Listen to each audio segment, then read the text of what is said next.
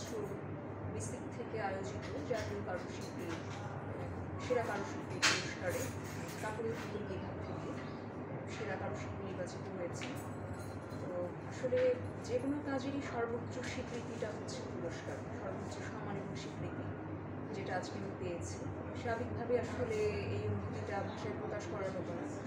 প্রথমে আমি এই ব্যাপারে উপরওয়ালার প্রতি কৃতজ্ঞতা জ্ঞাপন করছি।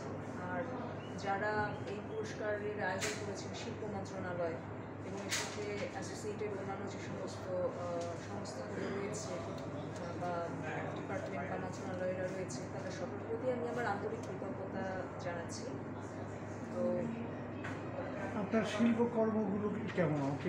আমরা দেখবো, কিন্তু আপনি মুখে একটু বলেন তো কোন বিষয়ে আপনার শিল্পকর্মের? আমি মূলত লোকজ কারুশিল্প নিয়ে কাজ করি। আর স্পেশালি আমি এখন যেটাতে পুরস্কৃত পেয়েছি আমার শিল্প মাধ্যম হচ্ছে কাপড়ের পুতুল। এর বাইরেও আমি হচ্ছে বাংলাদেশের ঐতিহ্যবাহী শীতল পাটি, তালপাতার পাখা, বিন্নার পাখা, খেজুর পাটি, অর্থাৎ বিলুপ্তপ্রায় যে কারুশিল্পগুলো আছে আমাদের, যেগুলো বিলুপ্তপ্রায় এবং বিপন্নপ্রায়, আমি সেগুলোকে রিভাইভ করানোর জন্য আমি কাজ করে যাচ্ছি এবং এই লাইনে আমি গবেষণা করছি। আপাতত এই সমস্ত লোকজ ঐতিহ্যবাহী শিল্পে আমার এখন সমস্ত ধ্যান দেন। কাপড়ের পুতুল এটা একটা সুবিধা হলো যে কাঁচামালটা আমার একদম পরিবেশে, বরং ফেলে দেওয়া জিনিসগুলো বলেন তো কাপড়ের পুতুলের প্রতি আকৃষ্ট হলেন কেন? কাপড়ের পুতুলের প্রতি আকৃষ্ট হওয়ার গল্পটা বেশ মজার। ছোটোবেলা থেকে আমার খুব কাপড়ের পুতুল খেলার নেশা ছিল। মা খালারা পুতুল বানিয়ে নিতেন, পুতুল নিজেও বানাতাম, খেলতাম বান্ধবীর সাথে। আমার ছেলে ওর মেয়ে বা ওর ছেলে আমার মেয়ে, পুতুল দিয়ে সেই প্র্যাকটিসটা রয়ে গেছে। অনেক বড় হওয়ার পর আমার এই নেশাটা যায় না। তো এই নিয়ে মায়ের কাছে খুব বকুনি নিয়ে খেতাম।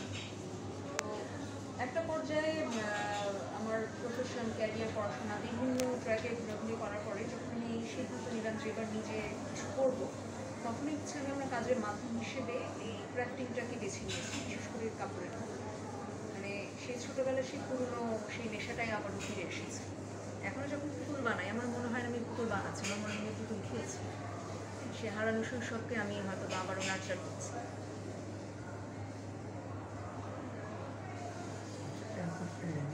এই শিল্পকর্মে আপনাকে সবচেয়ে বেশি উৎসাহ দিয়েছেন কীভাবে? কারণ এই শিল্পকর্মে আসলে সবচেয়ে বেশি উৎসাহ পেয়েছি আমি আমার হাজব্যান্ডের কাছ থেকে। মূলত ওর আগ্রহে আমি হচ্ছে ডিসিকে পুতুল শিল্পের যে প্রশিক্ষণ, এটাতে আমি ভর্তি হয়েছিলাম।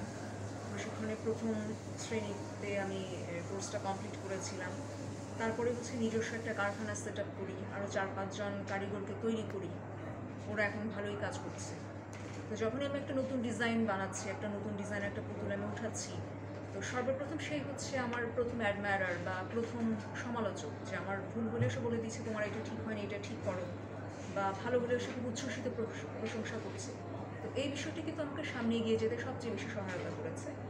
আর এর বাইরে আমার বাবা যতদিন ছিলেন, উনি আমার তৈরি পুতুল দেখে খুব খুশি হয়েছিলেন। উনি এখন পৃথিবীতে নাই, হয়তো বা আমার এই পুরস্কারের স্বীকৃতিটা দেখলে উনি খুবই খুশি হতেন, আনন্দিত হতেন। তো উনিও আমার তৈরি একটা নতুন কোনো পুতুল দেখে বলতেন বা আমার মেয়েটা তো অনেক কিছু করতে পারে, তার তো অনেক গুণ আছে।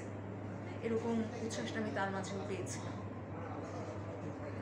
এখন আপনার কারখানার আয়তনটা কেমন? বললেন যে 4-5 জন। হ্যাঁ, আমি মোটামুটি 7 জন কারিগর নিয়ে এখন আমার কারখানাটা চলছে। দেশ এবং দেশের বাইরেও আমি পুতুল দিচ্ছি, অনেকে অর্ডার প্লেস করছে। দেশের চাইতে সে দেশের বাইরে পুতুলগুলোর আমার যথেষ্ট চাহিদা আছে। বিশেষত আমি কাপড়ের পুতুলের মাধ্যমে আমাদের যে হারিয়ে যাওয়া ঐতিহ্য, যে সংস্কৃতি, সেটাকে আমি আসলে হাইলাইট করার চেষ্টা করি। লাইক এখন আমাদের লোকজীবন থেকে যে যে বিষয়গুলো হারিয়ে যাচ্ছে, যেমন ঠেকিতে ধান ভানা, এটা এখন আর আমরা কোথাও দেখি না। গাছিয়াতে চালের গুঁড়ি করা, পালকি বেহারা, গরুর গাড়ি, এগুলো এখন হারিয়ে গেছে। আমি কাপড়ের পুতুলের মধ্য দিয়ে কিন্তু সেই হারিয়ে যাওয়া পেশা, হারিয়ে যাওয়া লোকজীবনের অংশ, সেগুলোকে আমি সামনে নিয়ে আসছি। তো যারা হচ্ছে একটু নস্টালজিক, যারা একটু শেকড়ের টানের সাথে একটা বন্ধন অনুভব করেন, বা যারা দেশের বাইরে প্রবাসী বিষয়গুলোকে মিস করেন, তারাই মূলত আসলে আমার এই পুতুলগুলোর ব্যাপারে বেশি উৎসাহী এবং তারাই আমার মূল ক্রেতা।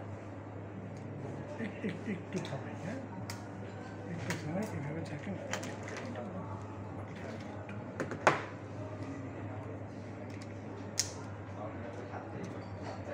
ভালোই হলো আপনার ইন্টারভিউ নেওয়া যাবে, যেহেতু আপনার জি জি কথাটা বলেছেন রেফারেন্স হিসেবে।